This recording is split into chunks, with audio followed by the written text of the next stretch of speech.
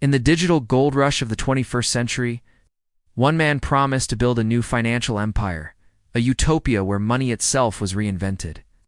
He was the charismatic, defiant architect of a project worth tens of billions of dollars, hailed by his followers as a visionary. But in the span of a few days, that empire crumbled into digital dust, and its king became a fugitive, hunted across continents.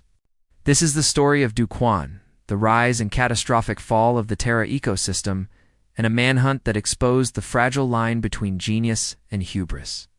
From Silicon Valley's darling to one of Interpol's most wanted, this is the tale of the man who tried to rebuild money itself. Before its spectacular collapse, the Terra ecosystem was more than just another cryptocurrency project. It was pitched as a revolution. At its heart were two interconnected coins: Luna, a volatile governance token, and TerraUSD, or UST, an algorithmic stablecoin.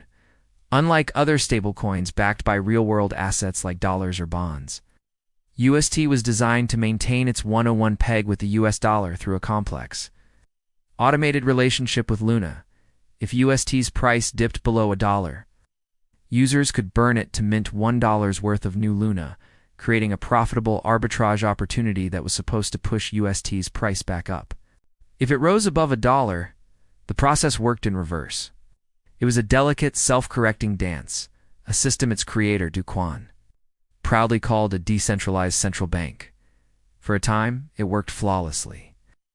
Lured by the promise of staggering 20% annual yields on a linked savings platform called Anchor Protocol, investors poured billions into the ecosystem. At its zenith in early 2022, Terra's total value swelled to over $60 billion. Kwon, its brash and outspoken founder, became a crypto celebrity, taunting critics on Twitter and confidently proclaiming the inevitable success of his creation. And to his legion of followers, known as lunatics, he was a messiah leading them to a new financial promised land. And the first cracks in the empire appeared on a fateful weekend in May 2022, a series of massive withdrawals from the Anchor Protocol, combined with huge sell-offs of UST on decentralized exchanges, began to test the algorithm's limits. The pressure was immense.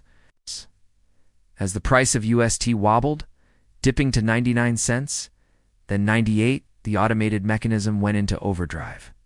To prop up UST's value, the system began minting astronomical amounts of its sister coin, Luna. But as billions of new Luna flooded the market, its own price began to plummet, creating a vicious feedback loop known as a death spiral. Panic set in. Investors who had staked their life savings, their retirements, and their dreams in what they believed was a stable asset watched in horror as their fortunes evaporated in real time. Within 72 hours, the system that was supposed to be a self-healing financial marvel had completely imploded. Luna's price crashed from over $80 to a fraction of a cent. Used, the stablecoin became virtually worthless. In the blink of an eye, $60 billion in perceived value was wiped from existence. The shockwave ripped through the entire crypto market, triggering a brutal contagion effect that toppled other major firms and sent the industry into a deep, prolonged winter.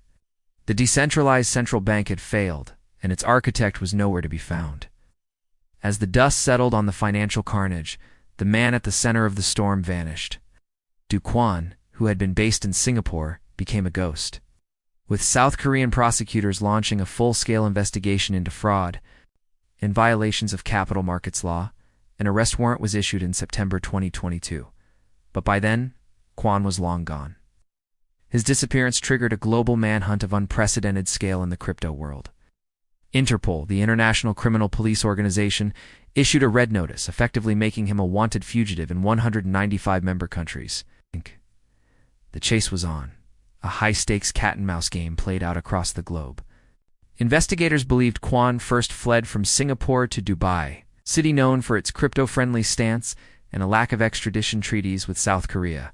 He remained in the shadows, occasionally surfacing on Twitter or in interviews to deny he was on the run, claiming he was merely protecting his personal safety. He insisted he was cooperating with authorities, a claim prosecutors flatly denied. The trail then led investigators to Europe. Evidence suggested Kwon had moved to Serbia, another country without an extradition agreement with his home nation. South Korean officials traveled to Belgrade, seeking cooperation from local authorities, But Kwon once again slipped through the net. He seemed to be a step ahead at every turn, a digital phantom moving between borders.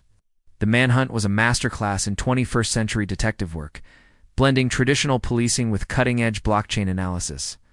While Kwon moved physically, he left behind a trail of digital breadcrumbs. South Korean and international agencies began the painstaking process of tracking his movements through his crypto wallets. Investigators meticulously analyzed on-chain data, tracing the flow of Bitcoin and other cryptocurrencies from wallets. Associated with Kwon and the Luna Foundation guard the organization tasked with defending the used peg. These funds were moved through complex chains of transactions, funneled through mixers and various exchanges in an attempt to obscure their origin and destination. It was a digital form of money laundering, but every transaction was permanently recorded on the blockchain. By correlating these wallet activities with other intelligence, authorities began to piece together his possible locations. IP addresses from his occasional online activity were scrutinized. Flight records and border control data were cross-referenced with intelligence reports. The global dragnet was tightening. After months of dead ends, the breakthrough came in March 2023, acting on a tip. Authorities in the Balkan nation of Montenegro apprehended 2 men attempting to board a private jet to Dubai using forged Costa Rican passports. One of them was Kwon. The Fugitive King's run was finally over.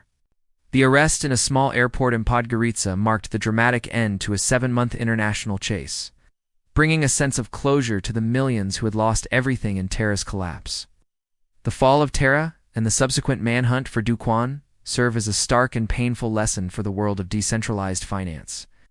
The entire $60 billion ecosystem was built not just on a complex algorithm, but on a foundation of something far more potent and dangerous: trust. Investors trusted the math. They trusted the 20% yields. Most of all, they trusted the charismatic founder, who promised them the future of money. Decentralization is supposed to eliminate the need for trust in fallible individuals and institutions, replacing it with immutable code. Yet, the Terra saga reveals how easily that principle can be subverted by cults of Stapa, its personality, and the seductive allure of easy profits. Kwon became a central point of failure, a figure whose pronouncements moved markets and whose hubris led to ruin. When we place our faith in a single leader, even in a supposedly leaderless system, we are not participating in decentralized finance. We are merely recreating the old world's hierarchies with a new technological veneer. The story of Kwon is a cautionary tale, a reminder that, in the quest to build a new financial world, the most dangerous element is not the complexity of the code but the blind trust we place in its creators. True decentralization requires relentless skepticism, not faith.